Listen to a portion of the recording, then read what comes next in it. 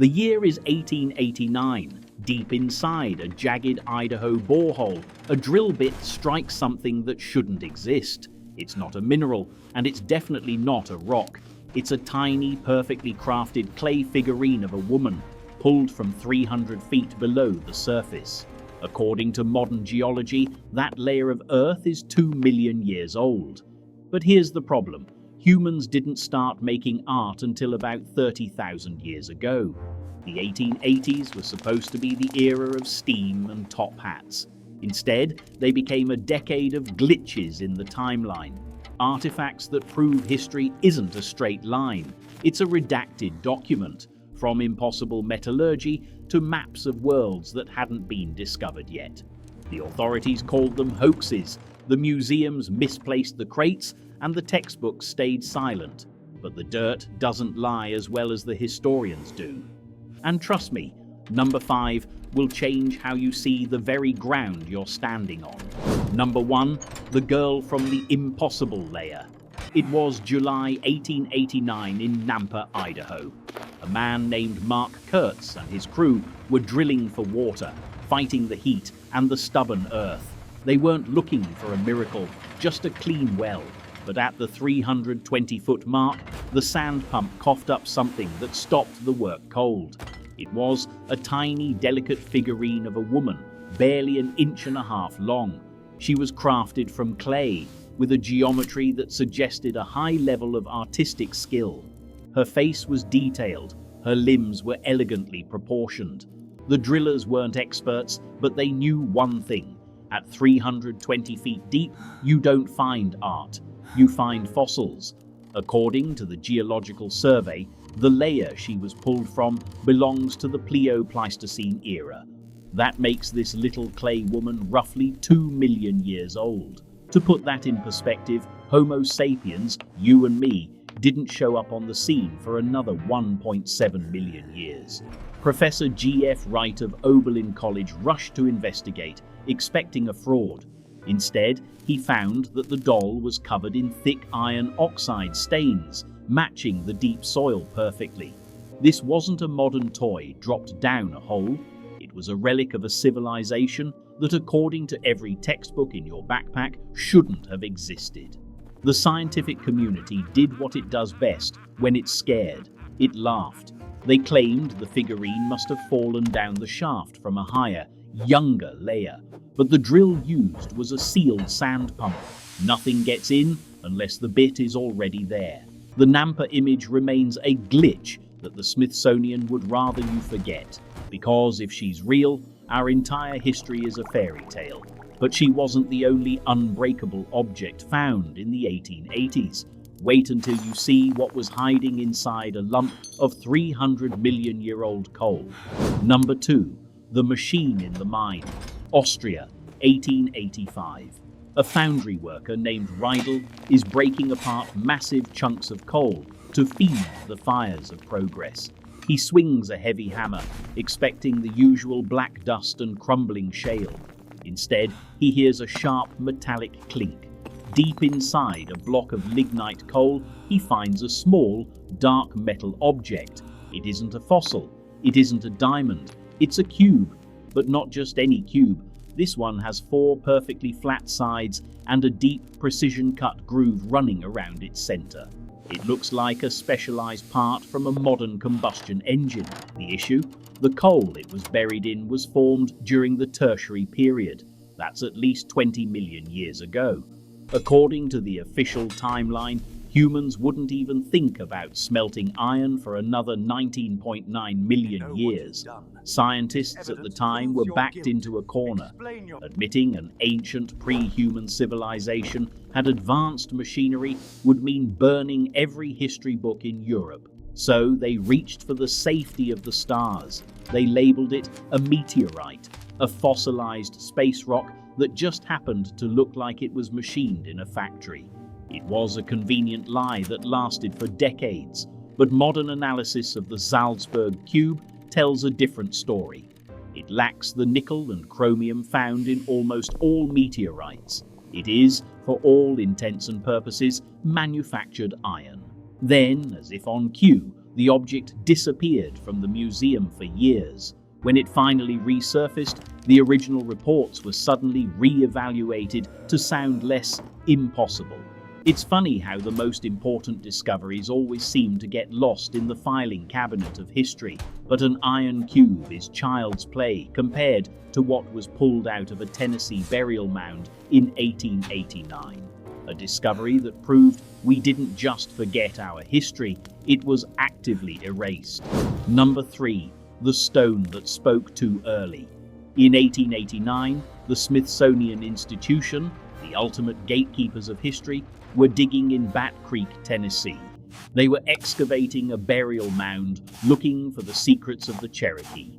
Instead, they found a small dark stone tucked neatly under the skull of a skeleton. The stone was carved with 8 strange rhythmic characters. The official report published it immediately, claiming it was an ancient Cherokee script, and for nearly a century, that's where the story ended. But in the 1970s, a researcher looked at the original photograph and noticed something embarrassing. The Smithsonian had published the image upside down. When you flip the stone, it doesn't look like Cherokee anymore. It looks like ancient Paleo-Hebrew, specifically a dialect used in the 1st or 2nd century, thousands of years before Columbus ever set sail.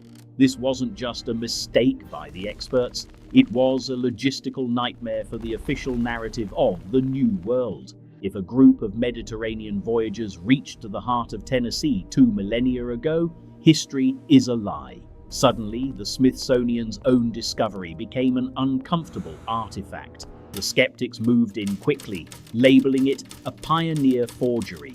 They claimed the lead archaeologist must have planted it to get famous, even though he was a respected professional working for the government. The stone was quietly moved to the back of a display case, then eventually into storage. It's easier to call something a fake than to admit you've been wrong for 150 years. But as strange as a Hebrew stone in Tennessee is, it's nothing compared to the forbidden map discovered in 1881. A map that shows a world that supposedly didn't exist for another 3 centuries. Number 4. The map of the Ghost Continent, 1881, London. The prestigious halls of the Royal Geographical Society are filled with cigar smoke and hushed panicked whispers. A map that had been dismissed as a medieval forgery for centuries, the Zeno map, was being dragged back into the light. In the 1880s, Victorian explorers were obsessed with finding the North Pole, convinced they were the first humans to conquer the frozen wastes. But this map, allegedly copied from a 14th century original, showed something that made their blood run colder than the Arctic. It depicted the coastlines of Greenland and the North Atlantic with terrifying modern accuracy. But there was a glitch that the experts couldn't explain. It showed Greenland without its massive miles-thick ice sheet. It featured mountain ranges, rivers, and valleys where there should only be a white frozen void. And it included a huge lush island called Friesland that was nowhere to be found on any 19th century chart. The experts of 1881 laughed it off as a cartographic ghost story. They claimed Greenland had been frozen for millions of years, so a map showing it green was a scientific impossibility. But then, the twist. Modern sub-bottom profiling has since revealed that those mountain ranges and valleys actually exist exactly where the map placed them, buried deep under the ice. And that phantom island of Friesland? Oceanographers eventually found a massive submerged plateau sitting on the ocean floor in that exact location. The map wasn't a lie. The ocean just moved. This means someone was surveying the Arctic 10,000 years ago with the precision of a satellite. The 1880s scholars buried the findings because they couldn't handle the truth. Admitting the map was real meant admitting a global maritime civilization existed before the Ice Age. A civilization that knew the shape of the world before the Great Flood wiped the slate clean. But if you think an impossible map is a headache for historians, wait until you see number 5. Found in 1885, it wasn't a map, or a piece of iron. It was a physical body that defies every law of human evolution. Number 5. The Giant of the Gila Bend. The year is 1885. In the sun-scorched dirt of Gila Bend, Arizona, a group of prospectors isn't looking for history. They're looking for gold. But instead of a vein of quartz, they break into a sealed underground stone chamber. Inside, they find a mummy. But this isn't a museum piece. It's a biological nightmare. The body is 9 feet tall, wrapped in strange metallic threaded fabric that looks more like a jumpsuit than a shroud. Its skin is preserved like copper leather, and its hair is a shocking, unnatural red. But when the men pried open the jaw, they didn't find a human smile. They found 2 rows of teeth, top and bottom, double sets of molars and incisors, perfectly interlocking like the gears of a machine. In the 1880s, reports like this were popping up everywhere, from the mounds of Ohio to the caves of Nevada. Archaeologists at the time called them the Others, a race of giants that dominated the continent before the first humans ever arrived. The Smithsonian Institution was dispatched to collect the Gila Bend remains for study. And just like that, the 9-foot giant vanished. No exhibit was ever opened. No papers were ever published. When researchers ask about the crates today, the official answer is a cold, bureaucratic shrug. It's the ultimate irony of our modern age. We spend billions of dollars scanning the stars for signs of an alien intelligence. Meanwhile, we're literally walking on the graves of a species that proved we were never the masters of this planet. We aren't the first civilization to rule the Earth. We're just the first ones to have the ego to think we're the only ones. History isn't a book. It's a crime scene where the evidence is being burned in real time. That's all for today. Subscribe if you love discovering the dark side of everyday life.